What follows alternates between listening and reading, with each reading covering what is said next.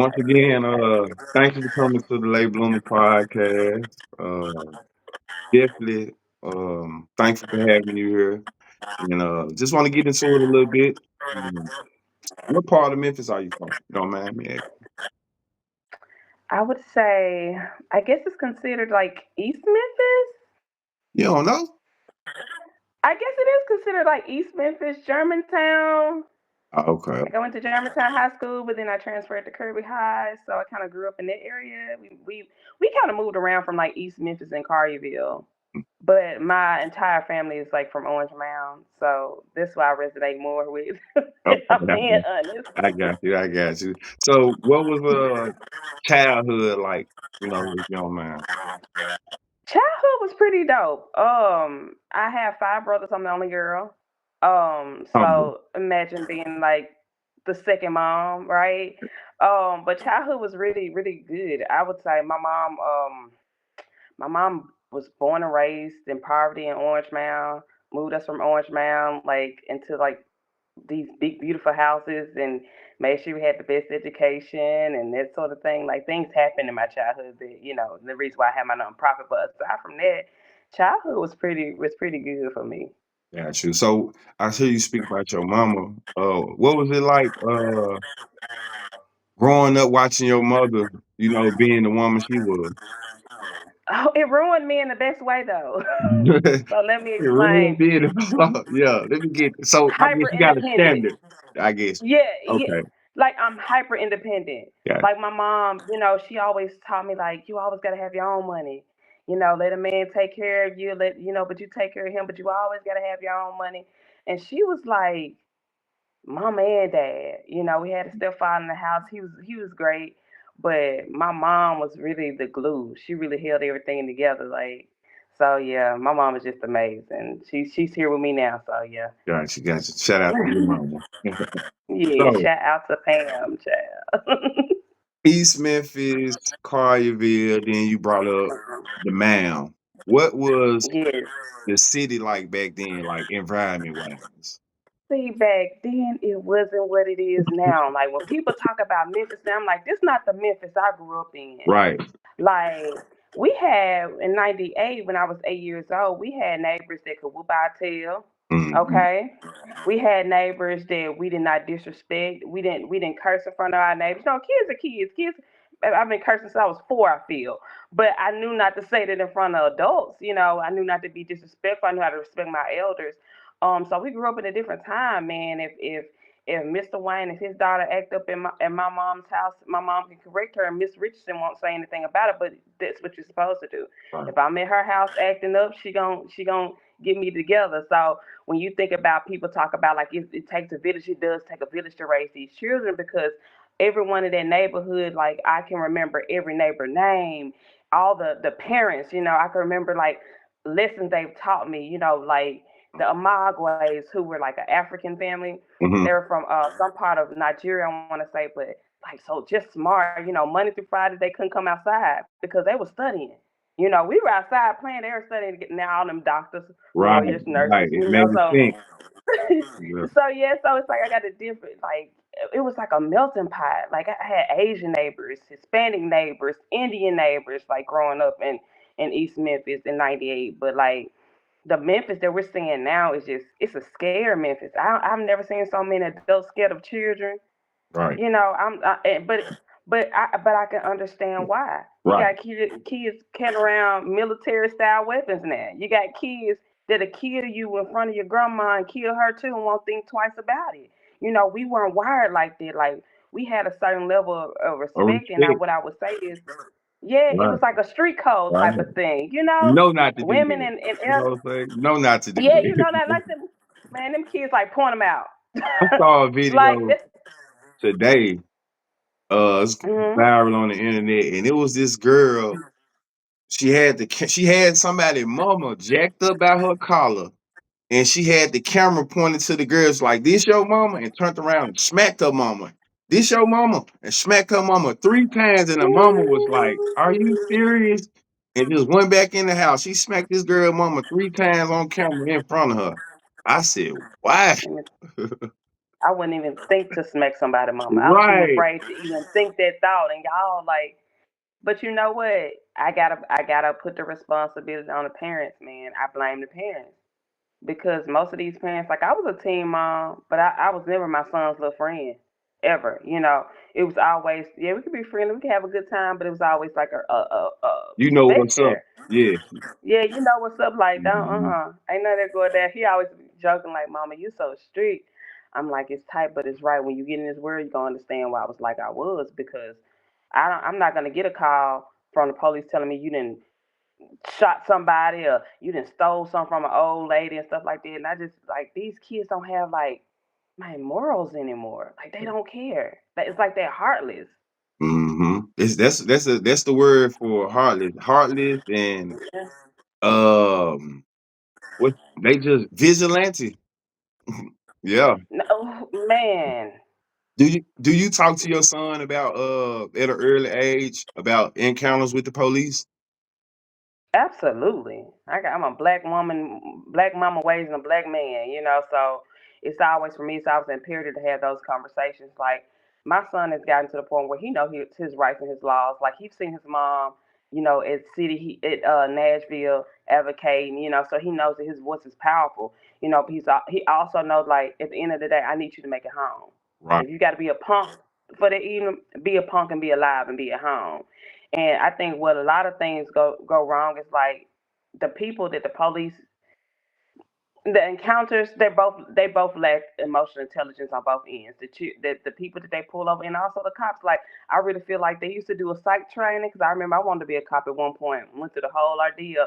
They need to probably reevaluate how they evaluate these cops because it's They just have no it's just when I de-escalation skills at all. none. None. None. I None. see stuff. I'm like, this so egregious. Like, you talking to people like they're dogs and grown men, And you expect and somebody you to abide and get down comply. and you a stranger to me. And you expecting me to it's weird though. It's Mhm. definitely weird. Yeah, Yes. some We'll of them just that's the give it only back. power they have. My bad, I'm sorry, go ahead.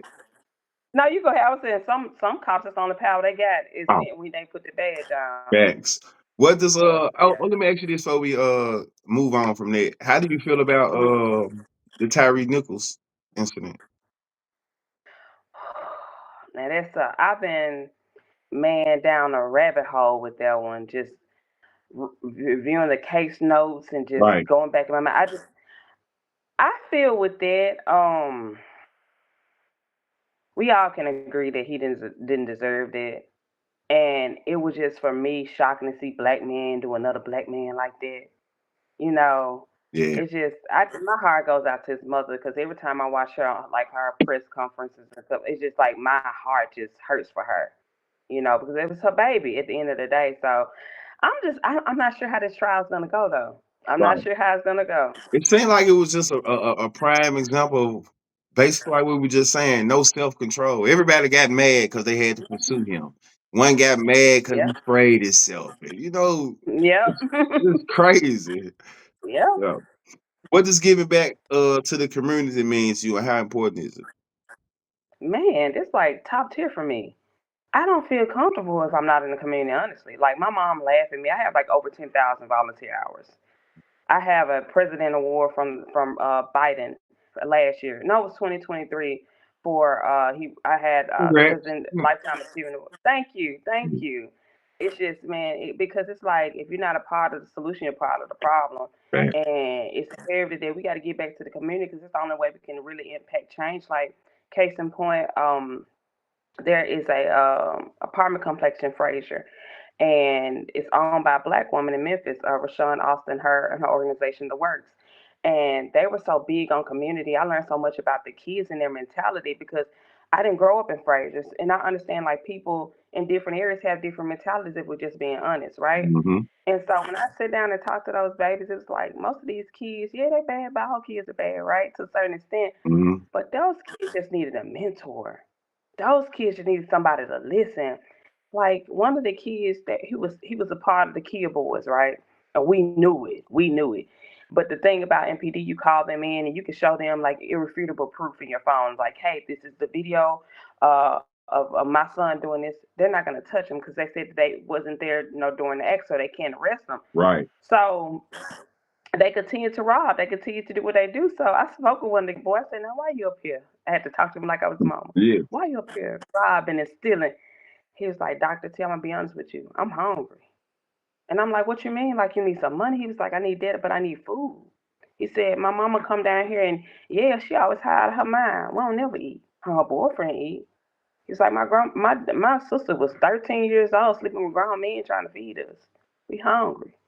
And then that same mama got on Facebook when her son got murdered from stealing cars and was just, my son deserved it. No, he deserved somebody to advocate for him. He deserved somebody to hear him. He deserved somebody to nurture him, Yeah, take care of nurturing. him. Yes, exactly. Yeah, you can't let your desire to be high supersede your willingness to be a mother. Everybody got some type of habit. If your habit is stopping you from being there from your child, then baby, I don't know what to tell you. Yeah. Some gonna have to give for real, seriously. So it's just community is very important to me. I have a nonprofit organization started in my early 20s. Right now we have an international organization. We have safe houses in Brazil. Let me get to it. Let me get to I'm it. sorry. It's okay. Go ahead. Go ahead. Go ahead. I'm Okay, sorry. all right. International Coalition Against Trafficking of Children. Yes. Okay, how did this come about? So I'm a survivor of childhood sexual abuse, right? I was molested when Mm. I was 7 up until I was like 13. Couldn't advocate myself, didn't know what to do, didn't know what to say, didn't know how to, like I said, just advocate for myself. So when I got older and I had my son Sorry to fairly hear young, that I had too, my, though. Sorry to hear that. oh no, thank you. You know what? Very traumatic experience, but I understand why, you know, because I just feel like sometimes you go through things not necessarily just for you. Man, the success stories I hear from survivors, it's like I feel like the people that didn't protect that little girl at 7, I'm her now, you know. Mm. So it's like I got my bag, and every time I hear, Go mm, ahead, go ahead. You made me think of something. Go ahead. Mm. but every time I hear success stories, like it makes me feel good, Right. you know. Like yeah, this But yeah, started it when I was real young. Um, it started as a small nonprofit support group, and it blossomed into what we have now. I learned about sex trafficking in Tennessee. Learned that Memphis had the largest sex trafficking problem Mm. of minors, of our babies. When people think of the term sex trafficking, they know they think about something happening in the third world country, but it's happening in Memphis in our backyard. One of my good detective friends, shout out to Detective Ashley Holder. She did one of the biggest busts Memphis has seen. There were young women found in cages in Whitehaven. So my thing is this: they're adopting our children. They're trafficking children from Memphis. We're the you got to think we're the distribution hub. When you think of commodities, they think of children as commodities. These babies have to meet quotas. They've been, for lack of better terms, being pimped out at 13 years old. You So know. basically, when you say they, let me ask you this. It kind of leads to one of like my next question.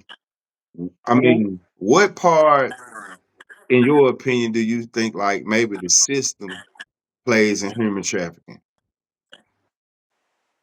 I think the system plays a major role, especially hiding it.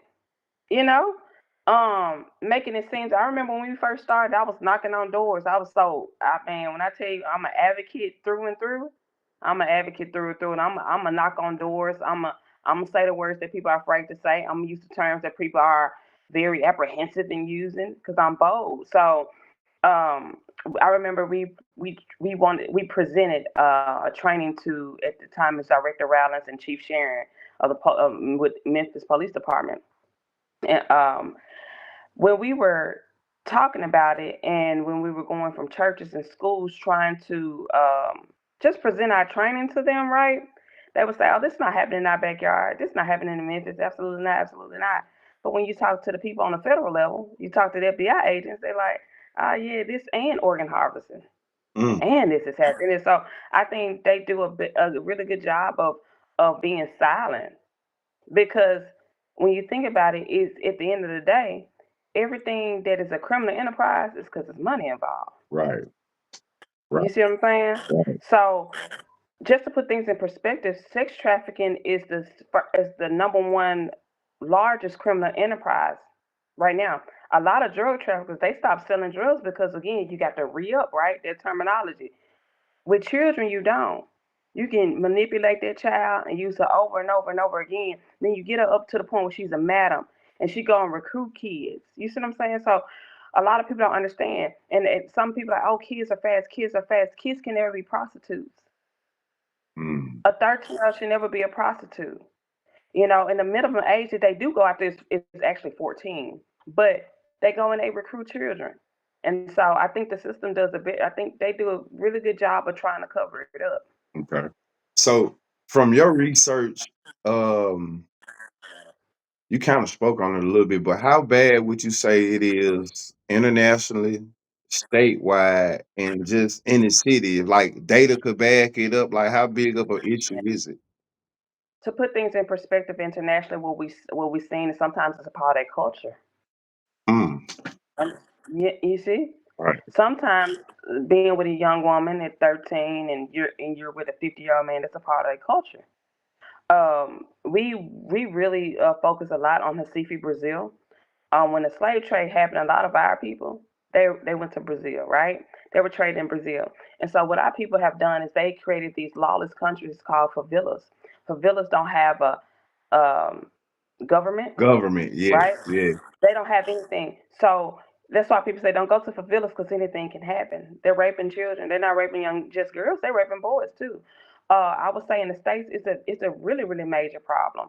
I think in the states though, like I said, it's not a part of our culture. So of course everyone is like, oh my God, it's a problem. But I don't think people realize how big of a problem it is until it hits home, right? And I think that's with a lot of things, but internationally, sometimes, like I said, it's a part of their culture, but we still fight it because it's wrong. Here in America, most specifically in Memphis, Tennessee, we had old laws on the book. If I wanted to marry a 13-year-old young man, I could right now, and he would have to do all the husbandly duties because it's my husband. If I wanted to in the state of Tennessee until we got that law changed. Right now? If you was a well, we got the law changed about two years Oh, ago, okay. but before that, if you were a 50-year-old man and you wanted to marry an 8-year-old girl, she could be a newborn, an infant. If the judge signed off on it and the parents okayed it, you can have that infant and you can molest her, you can rape her, and guess Ooh, what? She couldn't get a divorce till she was 18 because she wasn't legally old enough to get a divorce. There's a story like that. well, that's the A young system lady. then, right? That's the system. Young lady in Florida. It happened to her. Ooh, She was young, deacon in the church, molested her, got her pregnant, raped her, got her pregnant. Mom wanted to cover it up because the daddy was the pastor, so she married her baby off to the deacon, and she could not get away because again, when you're a minor, you don't got access to your social security card, no birth certificates. So if you're trying to get a job and stuff, you got to ask your husband. So it's the system. mm, what? So we look at old laws. Hmm. Yeah, we look at old laws and try to find loopholes and close them suckers right up. What race would say targeted most from just you Oh, been in it? us. Really? Yes, absolutely. African Americans. I seen an influx of our Latino brothers and sisters. Mm. But guess who? And I'm gonna say this as an advocate, and I don't mean any harm, but I can only be frank. But we don't get the attention. I was gonna ask you We this never too. we never get the attention. We never get the Amber Alerts. MPD does a very interesting job of how they when a child is missing, how they ask the questions so they can pretty much coerce the family to come up to force them to just say, oh, they ran away. If you run away, you don't get an Amber Alert. Mm. So that's why we created with our organization, Operation Found Safe. You don't need an Amber Alert. We have a partnership with one of the largest billboard media firms in the country. So we post. So you don't necessarily have to have Amber Alert. If a child is missing in Memphis, they go to our website and we post them. That's You what's put up up. the billboards. Yeah. Thank you. How much government assistance does your program get? None. None. And you Hold know on. what's so So look, this interesting? is a two-part question. So how much Uh-huh. government assistance? You said none. And what would you say the government position on human trafficking is in your opinion? It just depends. Okay, so I don't get any government assistance as far as grants. I've applied for grants, but there's a lot of red tape with grants and with government funding. And of course, you have to ensure that you're in compliance, and sort of thing. When you think about federal grants, you're talking about upwards to millions of dollars. Right. You may find smaller grants, it's like 150,000, that sort of thing. But it's also, like I said, there's a lot of red tape. I feel once I haven't spent most of my wheels trying to get government funding. I was in a good position and still am, that I still have like shareholders and individuals who just give. So when we do have a cause, we give. We started two resource centers with $0 in the bank. Mm. You know, churches gave us space, the God. community gave food. You see what I'm saying? So it's just like, if there's a will, there's a way, and God gonna always make a way, right? So we started those schools, especially for our babies in Orange Mound. That's why I say Orange Mound has a special place in my heart. Those babies were starving. They were starving. Um, I I I didn't know that kids were wearing flip flops because they couldn't afford tennis shoes. I would take them to go play basketball. I'm like, baby, where y'all in y'all tennis shoes? They'll laugh like, we ain't got no money to buy shoes. I'm like, so bottom shoes. Young lady Jalea, I know her maiden name is Worth. Um, sponsor shoes for 21 kids because we was at the Boys and Girls Club and they thought it was gonna be us playing basketball. Only reason why they won because we had on flip flops, but we came back though.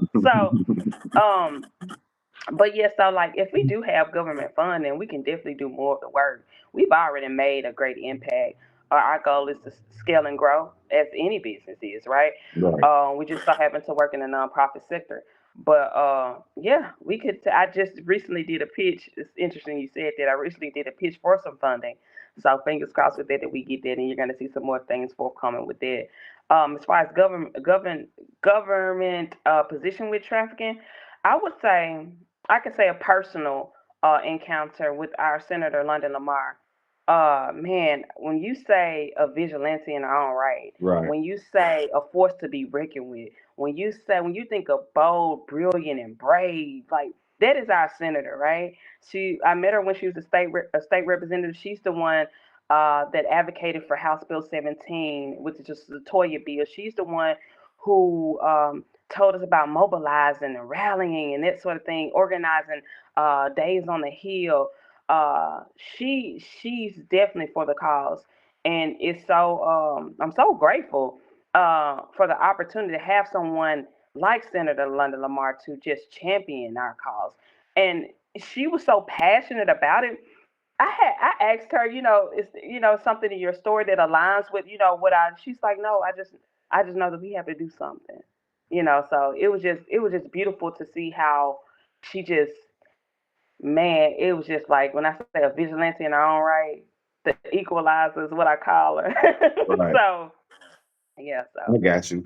Going back, just before we get out of here, it was a question I wanted to ask you, and you kind of answered it, and I was like, we don't have to get into it, but I just want to ask, like, it was a particular incident or situation that kind of, spawned you to do this work.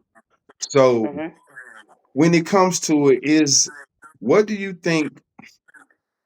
Like most people that go through that type of traumatic incident, it be a family member and they hmm don't want to speak out because the rift it could cause between the family or not being believed. So, do you think yeah. that the number one reason that a lot of young women or kids don't say anything and go on hush mode until they adults, they harbor that? Yeah. I would say yes. 80% studies have shown that 80% of survivors know their abuser, right? For me personally, it was a family member. For me, it took me a while to say something because I didn't want to call the real. But your healing has to be priority. And so, has it caused a rift in my family personally? Absolutely. Mm. Are we now meddling out? Absolutely. Sometimes you got to shake things up. Got Sometimes got to, you got got to. to. Look, I'm the type of person. If you ain't living life on the edge, you taking up too much space. I read that in one of your posts. I read that Yeah, actually. you taking up too. You got to shake some things up. So yeah, it definitely caused some rift, but now we understand and now we know what to look for. I think more so my family, like they come to my seminars and workshops and they want to hear about how they can proactively protect children. Mm. So to me, it sparked something in them. Like, okay, now we have to be um, who she needed when she was a kid. We have to be there for other children now. So a lot of my family members, my cousin Kendra, she took a class with us. My cousin Jira, Jasmine, so they know. So it's like, it's a hard conversation, but it needs to be had. Got you. Yeah. Um, okay, with this job, I know it's not a job for the weak at heart. You know what I'm saying? You gotta be tough, you gotta be bold for this job, but also it's a job that pulls on your heart too, because I'm pretty sure you see a lot of unfortunate situations. Hmm. So in saying that, how do you stay dedicated and motivated? I have a counselor. I see a Straight up. therapist once a week. Also, I'm real deeply rooted in my faith. I always say this to people: it's hard work, because you're doing it with your heart. And some stories I hear, and I just want to go and find somebody. I just want to find that person, just Right. choke. Like Right. it infuriates me. It makes me livid because what Why would in you your do that? mind? Why would you do that to a child? But also on the flip side of that, once that child has gone through, realization and healing, and they come back and they're like, Miss T, I was able to actually go to this spot without breaking down, or Dr. T, I was able to call my auntie and tell her how I really felt about the situation without without me feeling like it was my fault, or Miss T, I hit a breakthrough today because I realized that I'm not alone in this, So it's just like I get those stories where I'm like, now what's his name? What's her name? Where did y'all meet? I'm like Judge Judy with it. Uh, because guess what? I'm calling the police. Right. Okay. It could. Let me tell you something. My mama know this. It could be my mother. If my mother did something inappropriate with a child, she going straight to jail because I'm a call and I'm gonna sit there and I'm gonna testify against her. Kids are off limits. Grown folks, if they want to be sex workers, they're between them and the good Lord, right? They have, and I know some grown people are forced into their lifestyle, right? They're coerced into their lifestyle, and that's very unfortunate for them. And I understand that, right? Mm-hmm. The mental space because they do this thing called a trauma bond, right? And they create Mm-hmm. this, bond, this hold on these Yeah. women and men. But as far as children, vulnerable children, there's no rhyme or reason when it comes to those. I am an idiot when it comes to protecting children. Like I would go there. So, have I been scared in this line of work? Yes, because you're taking somebody's money. You know. Have I been threatened in this line of work? Absolutely. But guess what? I'm still here and I'm still gonna advocate. So. Let them know where to reach you and how to get in contact with you about your seminars if they want to talk to you, Yay! all that good stuff. So I'm old school. I'm on Facebook, right? Got you. So I'm on Facebook. It's Dr. Tamela Story. I'm also on Instagram. It's Dr. underscore Tamela Story. So we're gonna have the website up now. I will be posting on my personal Facebook page and tagging the International Coalition Against Trafficking of Children, because we're doing something exciting. We're launching a book, so I'm extremely excited for that. Congratulations We're on launching. that. Thank you. It's Mm-hmm. called the Brave Boundary Squad, and it teaches our kids to know their boundaries. If they don't want to sit in Uncle Junior lap, they ain't gotta sit in Uncle Junior That's lap. They how it don't want. started right there. Yeah, if they don't want. If grandma kissing on them, they feel uncomfortable. Grandma don't need to kiss them. I want kids to know that their body is their body, It's so their they body. can sit down better. Yeah. Yeah. Yeah. So we're doing the Brave Boundary Squad so they can identify their boundaries. They're gonna take a quiz. They're gonna be inducted into the Brave Boundary Squad. So I'm super excited to present it to Memphis Shelby County Schools. So, but yeah, they can reach me at Dr. Tamla Story.